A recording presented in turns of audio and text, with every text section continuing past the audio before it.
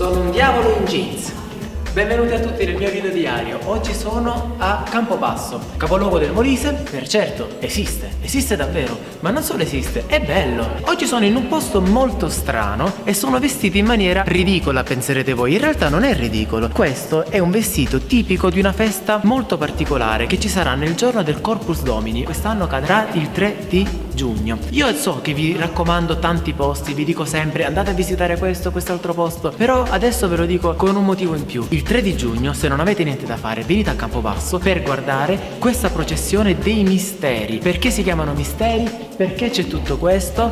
Venite, vi faccio conoscere una persona, vi faccio conoscere Brunella, il direttore artistico dell'ULI, Unione Lettori Italiani. È stata lei che mi ha organizzato il tutto qui a Campobasso e il tutto anche in Molise, e a lei che devo tutti i ringraziamenti della buona riuscita di tutte queste date. Lei ci racconterà che cosa sono tutte queste strutture. Ci troviamo in un luogo che rappresenta in maniera magnifica la nostra città, perché raccoglie tutta la tradizione di questa città, ed è il Museo dei Misteri, che conserva per tutto l'anno i 13 ingegni di Paolo Saverio di Zinno, che poi scorreranno lungo le strade della città nel giorno del Corpus Domini.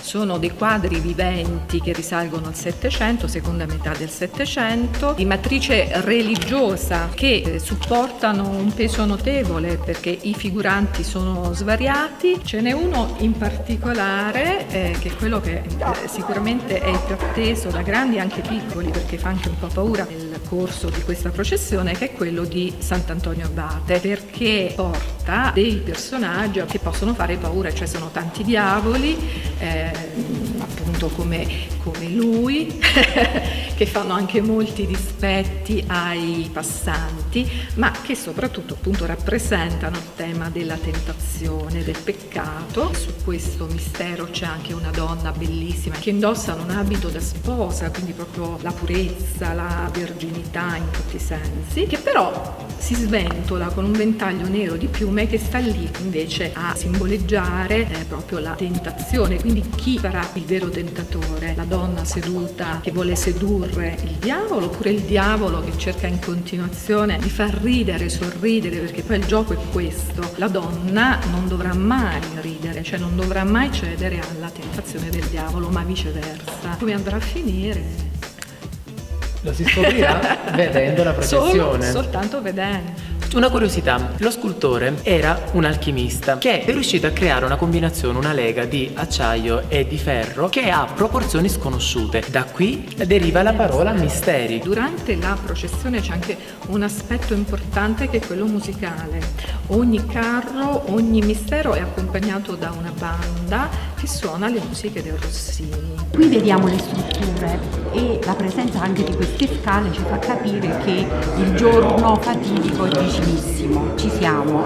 Ieri si sono svolte le prove per verificare il peso, l'altezza, il fisico dei bambini che saranno poi scelti per ornare queste strutture che i bambini tutto l'anno chiedono di poter occupare uno di questi posti, sono molto ambiti. Nel momento in cui il bimbo viene scelto, il giorno della prova viene posizionato lì nel posto che dovrà poi occupare il giorno dei misteri, perché bisogna vedere la posizione, se è comodo, perché i bimbi devono stare per parecchie ore e quindi in una posizione comoda. Se un bambino ha un peso superiore a quello che la struttura può ospitare, chiaramente il bimbo dovrà o ricoprire un altro ruolo oppure non sarà scelto, anche perché poi il peso della struttura intera dovrà essere sempre quello, che poi sarà portato a spalla da un numero variabile a seconda del peso del mistero di portatori, e porteranno a spalla queste strutture per tutto un percorso cittadino. Un'ultima particolarità, questo